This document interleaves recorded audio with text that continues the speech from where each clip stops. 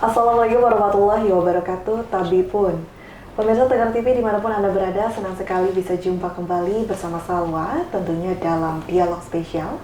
Dan hari ini kita akan membahas mengenai salah satu koperasi yang ada di Kabupaten Lampung Tengah.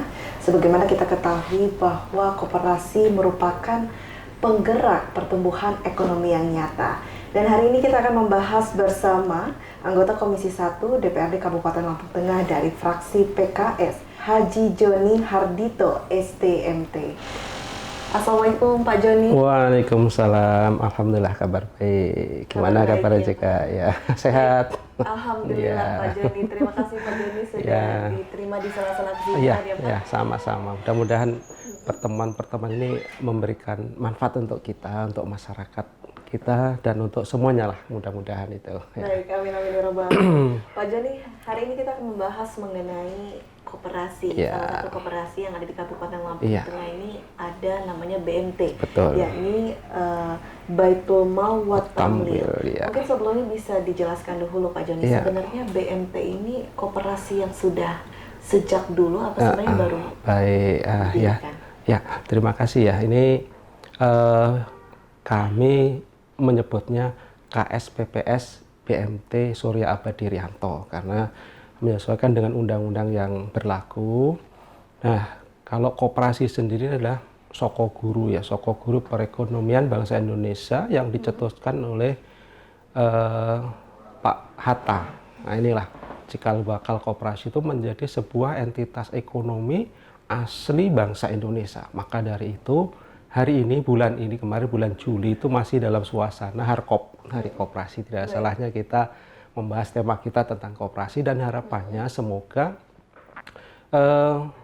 tayangan ini bisa menginspirasi ya, kalau ada koperasi-koperasi yang sekarang sedang tumbuh, semakin bertumbuh, yang berinisiatif mau mendirikan, mudah-mudahan kita support juga biar bisa bangkit semangat. Dan ini sesungguhnya model ekonomi yang asli, pure, yang dicetuskan oleh Bung Hatta, the founding father kita, pendiri bangsa ini. Dan kita juga di suasana bulan Agustus ini juga dalam suasana kemerdekaan, mudah-mudahan kita berharap kita bisa merdeka. Merdeka secara ekonomi, merdeka secara finansial, dan keberadaan koperasi-koperasi yang ada ini bisa dinikmati oleh masyarakat banyak. Kembali kepada koperasi yang ada di tepatnya ini Kampung Tanjung Harapan, Kecamatan Seputih Banyak, Lampung Tengah. Awal muasalnya berdiri itu diinisiasi oleh dua orang. Hadiri obrolan-obrolan. Yang pertama orang tua saya, mertua saya, dengan teman karibnya. Nah, waktu itu di tahun 2001 itu ada mencetuskan bagaimana kalau kita ini memulai sebuah lembaga ekonomi yang bisa dalam tanda kutip mengurangi ataupun membantu masyarakat pengusaha kecil, mikro, menengah itu, yang dalam tanda kutip waktu itu mungkin banyak terjerat dengan pinjaman-pinjaman yang memberatkan, atau orang sebutnya dengan bank detail atau rentenir lah, itu yang kadang-kadang justru orang tidak bangkit secara ekonomi, justru terjerumus dengan semakin dalam punya sangkutan, punya hutang dengan pihak lembaga keuangan tersebut. Nah, maka dari itu Bapak mertua saya itu almarhum hari ini sudah mendahului kita doakan mudah-mudahan jariahnya bermanfaat untuk penerus-penerusnya. Nah, waktu itu awal berdirinya tahun 2001 itu hanya bermodalkan 40 juta. Dari simpanan wajib, simpanan pokok itu 40, bersama-sama merintis. Memang diawali dari tempat yang sangat sederhana, sangat kecil. Itu menjadi sebuah penyemangat bagi kita semua, dan tempatnya masih ada. Kadang-kadang kalau kita pengen melihat romansa ya, senangan masa lalu kita berdiri itu, kadang-kadang nengok, kita awalnya berdiri di sini. Maka itu penyemangat bagi teman-teman karyawan yang baru ini, mari kita tinggal melanjutkan, meneruskan. Nah, itu awal muasalnya. Nah, seiring berjalannya waktu kami terus ekspansi ya, tanda kutip. Sekarang ada 6 cabang. Kantor utamanya ada di Tanjung Harapan Seputih Banyak, kantor cabang kedua ada di Seputih Raman, kantor kasnya ada di Yayasan Paramarta untuk melayani anak-anak yang bayar SPP atau anak-anak yang pengen menyimpan, membiasakan untuk menabung sejak usia sekolah gitu. Kita buat kantor kas di sekolahan Paramarta. Yang selanjutnya untuk mendekatkan nasabah juga, yang mereka kalau ke lebih banyak kantor pusat terlalu jauh, kita buka juga di kantor cabang di Mandala, Bandar Mataram. Terus yang di Bandar Surabaya dan seperti Surabaya terletak di Kabupaten Lampung Timur ada di Waibungur. Ini semuanya ada 6 kalau nggak salah, dan kita badan hukumnya sekarang udah badan hukum tingkat provinsi. Nah mudah-mudahan karena apa? Tadi Mbak menyebutkan awal muasal berdiri itu disebut dengan BMT, Baitul Mal wa Tanwil. Ini adalah menyeimbangkan sebuah lembaga keuangan itu ada dua sisi atau semacam balance ya. Karena Baitul Mal itu adalah lembaga CSR-nya, lembaga amalnya, menghimpun dana-dana infak, wakaf, sodako, titipan dan sebagainya untuk disalurkan kepada yang membutuhkan, santunan fakir miskin, pemberdayaan kaum duafa dan seterusnya. Sisi lain, sisi core bisnisnya itu di tanwilnya. Jadi kita tidak hanya fokus untuk mengejar profit, mengejar keuntungan, tapi di sisi lain juga kita sisihkan juga untuk pembangunan umat, seperti kalau ada yang membutuhkan untuk rehab tempat ibadah dan seterusnya, itu bagian dari Baitul Malnya. Itu sebagaimana dicontohkan oleh sistem ekonomi syariah pada zaman Rasulullah. Jadi didirikan pada zaman kekhalifahan juga ada yang namanya Baitul Mal. Ketika masyarakat membutuhkan, ini ada lembaga CSR yang di situ siap untuk membantu kondisi masyarakat. Itulah kenapa disebut Baitul Mal. Tapi karena saat ini kita menyesuaikan dengan undang-undang yang ada, kita Koperasi Simpan KS PPS, Koperasi Simpan Pinjam Syariah. Nah, dinamakan syariah karena semua akad-akadnya harus berdasarkan nilai-nilai keislaman. Mungkin itu. Mengapa menggunakan sistem ekonomi syariah, iya. Dan awal berdiri di tahun 2001 dan sekarang 2023, iya. Berarti usianya hampir 22 tahun buku ke-22. Sudah ini. 22 tahun, ini iya. Bisa dikatakan usia yang sudah cukup matang. Betul. Namun untuk secara anggotanya ini sudah cukup banyak, iya. Atau masih proses juga saat ini? Dalam peraturan yang ada, semua yang menjadi nasabah atau peminjam itu harus tercatat sebagai anggota. Nah, kalau hari ini pasnya ya kurang tahu, kemarin di rapat anggota tahunan tahun buku ke-21 itu sudah hampir tercatat sekitar 26.000 tercatat by name by address ya. Nah, itu memang peraturan seperti itu. Dan tadi kalau saya sendiri di lembaga ini diamanai sebagai anggota Dewan Pengawas Syariah, yang tupoksinya itu memeriksa, mengawasi agar akad-akad itu yang dilakukan itu tetap dalam koridor syariah, tidak keluar dari aturan-aturan yang ada. Karena apa? Ketika kita ini berlabelkan syariah, tapi ternyata prakteknya itu menyimpang, itu nanti ya menghilangkan keberkahan yang ada. Makanya kita jaga kemurniannya dengan ada Dewan Pengawas Syariah. Dan Dewan Pengawas Syariah itu harus bersertifikat, ada sertifikasinya, harus tes di Dewan Syariah Nasional MUI Pusat, dan itu ada trainingnya juga. Karena ini penjaga marwahnya, penjaga keaslian on the track-nya lembaga ini tetap dalam syariah. Termasuk juga selain daripada itu akad-akad, kami juga membuat laporan per semester ya. Laporan per semester, temu akad-akad yang kita periksa ataupun temuan-temuan yang ada kita laporkan nanti semester pertama, semester kedua di rapat anggota tahunan. Dan berikutnya juga beberapa hal masih dilakukan sebagai peran dari Pak Joni Dewan Pengawas Syariah. Dewan Pengawas. Dan nanti kita akan lanjutkan kembali perbincangan kita apa saja lagi peran dari Pak Joni sebagai Dewan Pengawas. Dan untuk pemirsa jangan kemana-mana, tetap di Dialog Spesial.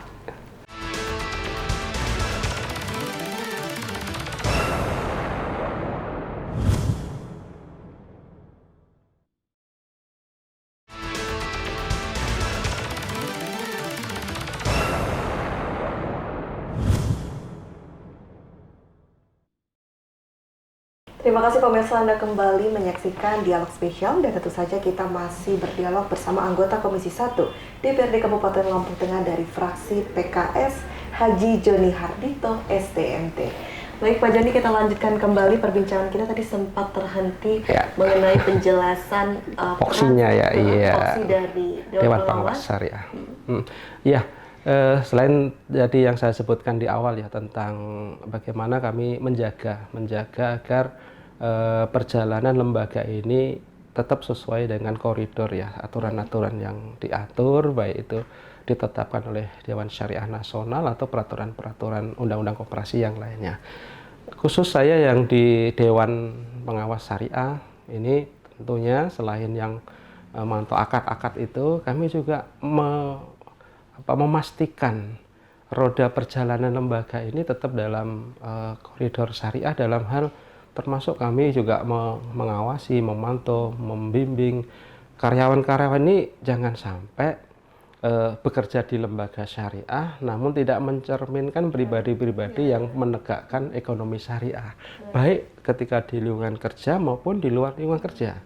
Kami juga akan memanggil ataupun memberikan nasihat dan kami memantau juga, karena apa? Imbas ketika para karyawan ini sudah dalam tanda kutip keluar rel ya, keluar jalur, sudah mulai melakukan kegiatan-kegiatan yang tidak sesuai dengan koridor syariah, itu imbasnya pasti akan terhadap kinerja dia. Kenapa? Yang sangat dikhawatirkan dalam lembaga keuangan itu adalah ketika karyawan melakukan fraud ya, fraud kecurangan ataupun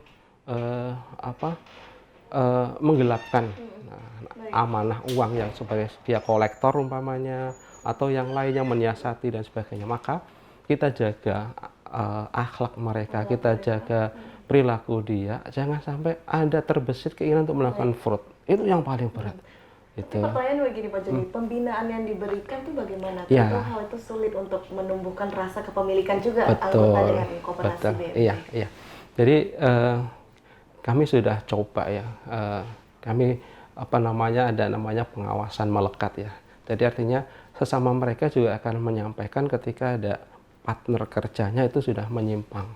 Itu. Jadi juga kita ada audit internal, juga audit dari pihak luar juga untuk memastikan tidak ada penyalahgunaan amanah yang diberikan.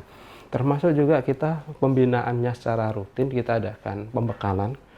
Mungkin doa pagi itu yang rutin, dan tiap hari Jumat itu juga ada kita undang salah seorang narasumber yang memberikan support, itu yang ngecas ya. Orang kalau lama nggak dicas ruhiyahnya itu pasti nanti dia akan sudah mulai macam-macam, mau kalau dia diingatkan lagi, seminggu lagi diingatkan, ketika dia akan berbuat tidak benar, saya kemarin takutlah dengan apa yang akan konsekuensi yang diterima. Paling tidak kami juga ada ya reward and punishment untuk karyawan. Jadi dari Dewan Pengawas Syariah juga merekomendasikan ketika sudah ada ya akhlaknya, perilakunya baik di kantor, terus sholat berjamaahnya, kita pantau juga sholat berjamaahnya, puasa sunnahnya, duhanya, dan ibadah-ibadah amaliyah yaumian kita pantau juga, karena itu berbanding lurus dengan kinerja dan tingkat kejujuran karyawan. Itu yang pernah saya amati. Ketika lama anak-anak itu karyawan tidak diadakan kegiatan pembekalan ruqyah, pasti dia akan kering sisi rohaninya, dan memang lembaga kerja di lembaga godaannya adalah godaannya kuat sekali. Berhubungan dengan uang ya, betul, berhubungan dengan uang. Ketika lena sedikit, ada godaan kebutuhan yang mendesak, itu kadang-kadang nekat. Nah itulah. Tapi kalau dia punya bekalan ruqyah yang bagus, dia akan tidak berani, menahan dirilah untuk tidak melakukan hal-hal yang dilarang, baik aturan internal ataupun aturan agama. Jadi selalu di recharge untuk karyawan ini. Setiap karyawan di BMT. Iya. Kemudian tadi Pak Joni sempat katakan bahwa BMT ini kan memang menggunakan sistem ekonomi syariah. Iya. Dan emang sebagian pendapatan yang ada diberikan untuk amal ya Pak. Betul. Ya, untuk sedekah di sekitar. Lalu pertanyaannya bagaimana nih Pak Joni, perannya koperasi BMT ini untuk masyarakat apa saja yang sudah disumbangsikan? Baik. Jadi dari perjalanan waktu ya, kami dari tahun ke tahun merasakan merasakan betul.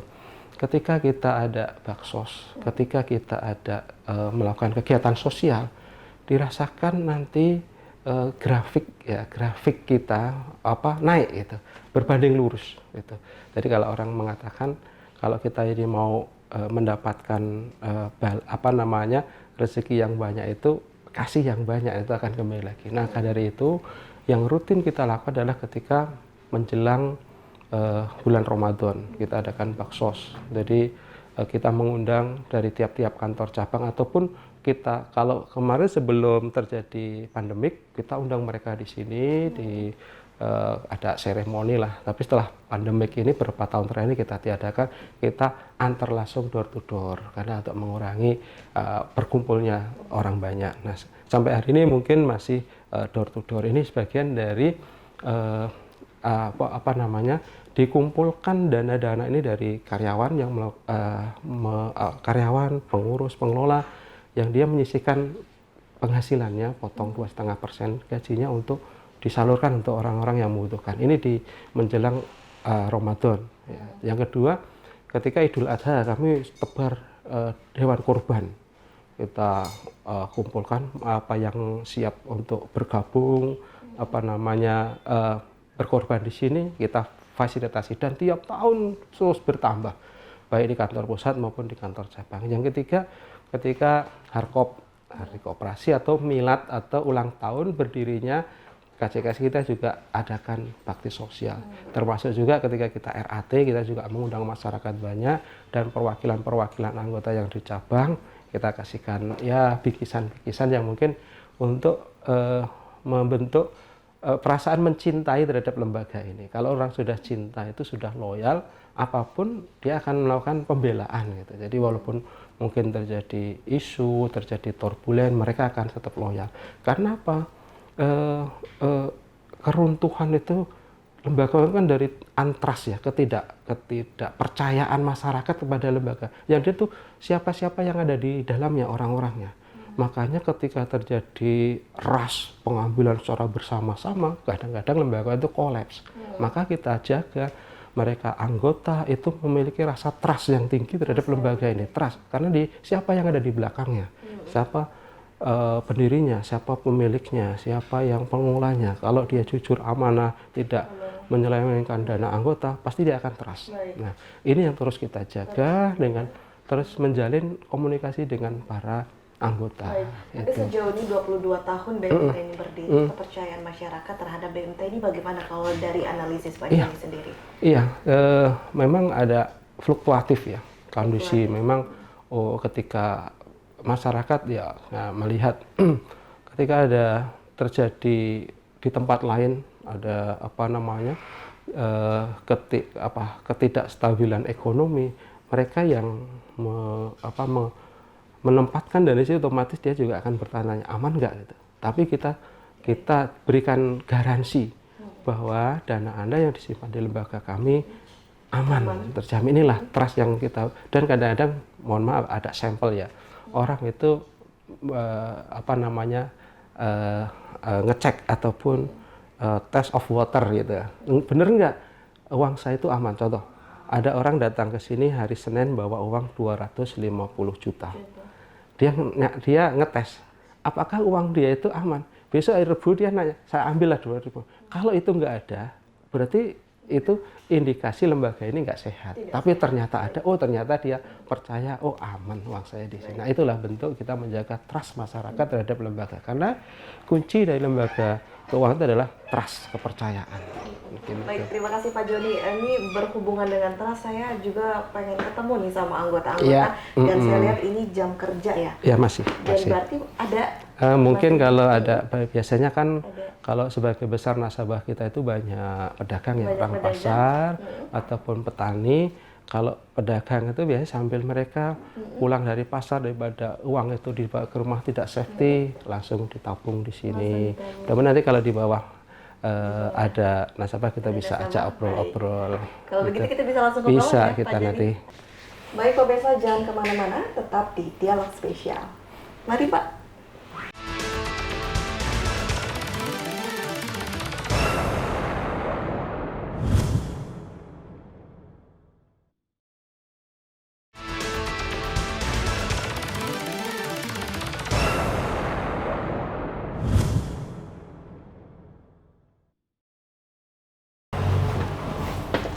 Baik, sedikit saya akan perkenalkan beberapa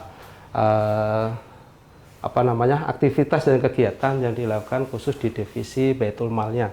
Ruangan ini adalah ruang untuk para karyawan kami yang akan mendata para nasabah yang layak mendapatkan manfaat ya dari kegiatan-kegiatan kami dalam bentuk baksos ataupun kegiatan sosial seperti pemberian kambing bergulir, artinya ketika nanti sudah beranak dia dipindahkan ke anggota yang lain. Termasuk juga sia-sia kegiatan kemarin ketika ada pandemi COVID, kita juga aktif untuk memberikan bantuan kepada mereka yang kesulitan mendapatkan oksigen, ambulan dan sebagainya. Ini semua dikendalikan di ruangan ini. Ya, betul. Di sini teman-teman kita akan mendata, memvalidasi, dan di sini juga nanti ketika kegiatan-kegiatan mal ataupun kegiatan-kegiatan yang berkaitan dengan Baitul Malnya dikoordinasikan di sini. Jadi untuk penerima sedekah, penerima kegiatan daging, pemberian distribusi daging kurban semua dari Baitul Mal ini, dan ini untuk mengkoordinir semua ada yang termasuk yang di cabang-cabang juga. Ini masih ada kita sudah 22 tahun berdiri. Ini kemarin milad kita sudah kita rayakan. Kalau ini kemarin di bulan Juli kalau nggak salah ya, hampir berdekatan dengan Hari Koperasi juga, karena ini kemarin kita ada lomba antar kantor cabang ketika kita milad ini, baik lomba medsos, lomba merias kantor atau lomba-lomba yang lain pakaian adat dan seterusnya. Jadi untuk memberikan inspirasi pada karyawan ini hari ya dalam tanda kutip bersaing yang sehat gitu, bersemangat saling memajukan kantor cabangnya. Nanti kita juga bisa lihat yang di kantor pusat. Kalau gitu gimana kita langsung meninjau ke nasabah? Boleh, kalau nanti kita bisa temuin nasabah yang ada di kantor pos di sebelah kantor Baitul Mal ini, bisa nanti ke samping. Ya. Kita memasuki ruang pelayanan di kantor pusat. Ini ada karyawan yang sedang melayani anggota. Ibu-ibu biasanya justru rajin menabung. Ya. Jadi kita bisa testimoni ke beliau sejak kapan bergabung. Dan biasanya kalau aktivitas anggota itu banyak di pagi hari. Pagi hari ini sudah menjelang jam istirahat, mungkin 1-2 yang kesini menabung. Iya. Bu, mohon maaf Bu, dengan Ibu siapa Bu? Ibu Siti Masruroh. Siti Masruroh, pedagang di pasar itu ya, pedagang martabak.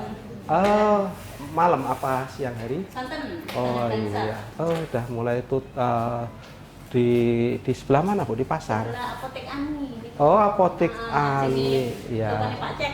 Oh iya, ya. Assalamualaikum Bu Siti. Bu Siti kan salah satu anggota ya, dari anggota. BMT ya Pak ya. Tadi. Mungkin mau tahu nih alasannya Bu Siti, kenapa pilih koperasi BMT dari koperasi lainnya yang ada di Kabupaten Lampung Tengah? Ya karena BMT kan maksudnya kan kalau cairan bisa langsung gitu kan, nggak ada maksudnya seumpamanya minjem 5 juta langsung total 5 juta. Juga kan sini kan enak, maksudnya bisa memaklumi keadaan yang pelanggannya itu, maksudnya yang minjam gitu, jadinya ya enaknya di situ Mbak. Baik, jadi Makanya saya milih di sini kan nggak terlalu ribet gitu. baik, jadi prosesnya praktis, cepat, dan mudah ya di sini ya. Karena memang untuk prosesnya ini cukup apa nih Pak Joni? Syarat-syaratnya mungkin KTP, KK ya Bu ya. Nanti kalau kalau besar ya pakai sertifikat agunan. Kalau yang mereka usaha mikro kecil ya survei lapangan layak, usahanya jelas, kita kasih modal, bantuan modal itu. Baik, sangat mudah dan membantu masyarakat. Kemudian Bu Siti di sini di BMT sifatnya peminjaman kah, menabungkah, atau apa tujuannya? Atau dua-duanya. Oh, bagus lah. Iya. Digunakan untuk apa nih Bu? Ya Untuk buat misi? Usaha martabak ya Bu ya. Iya, usaha martabak. Gimana membantu Bu keberadaan BMT ini Ya, di alhamdulillah membantu ya. Maksudnya memaklumi, nggak terlalu menekan gitu. Artinya ada sifat humanis. Artinya ketika kita melihat memang namanya usaha kalau mudorobah itu kan kita melihat kalau mereka lagi drop usahanya ya juga kita bisa adendum ya, atau kita perpanjang masanya, atau kita ke tingkat kemampuannya mengasur berapa. Jadi tidak kaku seperti itu, karena kita nama usaha kan naik turun ya, nggak harus flat sama. Itu yang kita harus maklumi kepada mereka pelaku usaha seperti itu. Dan Bu Siti sudah sejak kapan nih Bu? Jadi anggota? Udah lama Mbak, saya kan pas itu pernah minjam hampir setahun setengah, udah lunas. Sebenarnya saya kan kalau punya rezeki longgar nggak sampai habis tahun saya langsung gituin. Betul. Ada rezeki langsung saya lunasin, gitu kan. Ya udah hampir ambil 3 kali Mbak kayaknya saya. Sudah hampir 3 kali sampai sekarang masih terus bertahan di BMT. Iya. Ini luar biasa sekali pemirsa. Ini tentu karena memang lingkungannya, environment-nya memang sehat, Iya. ada pressure ya juga Iya. yang benar-benar menerapkan sistem ekonomi syariah ya. Oke. Pak ya. Nah ini salah satu tadi dari keterangan anggota kami yang ya tetap loyal ya terhadap BMT kami, karena manfaatnya bisa dirasakan secara langsung. Jadi mereka yang apa namanya berdagang atau di pasar pengennya kan yang praktis, cepat, pelayanan itu dan ramah. Itu yang karena kita lembaga jasa, kita harus memberikan service excellent ya, pelayanan prima kepada para anggota. Jadi itu yang kita pegang, kita tekankan kepada seluruh karyawan, semuanya yang andil di lembaga ini. Mari kita perlakukan anggota itu seperti raja. Kita harus menjadi berkhidmat untuk anggota, melayani sepenuh hati seperti itu. Kalau begitu terima kasih Bu Siti, mungkin bisa kembali melanjutkan aktivitasnya. Baik, ini menarik sekali ya Pak ya. Jadi memang itulah mengapa sampai 22 tahun BMT berdiri ya, karena tentu kepercayaannya itu yang tinggi, kredibilitasnya ada di masyarakat. Iya, kita menjaga ya, saling menjaga, dan mohon doanya juga mudah-mudahan ini yang diinisiasi, diawali oleh orang tua kami sebagai generasi penerusnya bisa melanjutkan apa yang menjadi apa namanya perjuangan di ekonomi syariah ini untuk meningkatkan taraf hidup masyarakat, khususnya di Lampung Tengah ini. Mereka para pengusaha kecil mikro menengah bisa terangkat derajatnya. Ketika mereka kesulitan modal usaha, kita bisa bantu. Mereka yang dalam tanda kutip duafa, dalam fakir miskin, anak itu kita bisa berikan yang meringankan lah mereka. Anak-anak sekolah kita kasih beasiswa seperti itu. Bagian misi kami yaitu Baitul Mal dan Tanwil. Baik, terima kasih Pak Joni, mungkin bisa memberikan closing statement ya untuk pemirsa di rumah terkait BMT. Mungkin sifatnya juga bisa mengajak nih bahwa BMT ini memang merupakan generasi yang kredibel. Iya, jadi kami menyampaikan mari sama-sama ketika ada lembaga keuangan yang itu visi misinya ingin mensejahterakan masyarakat, kita support, kita dukung, kita bantu.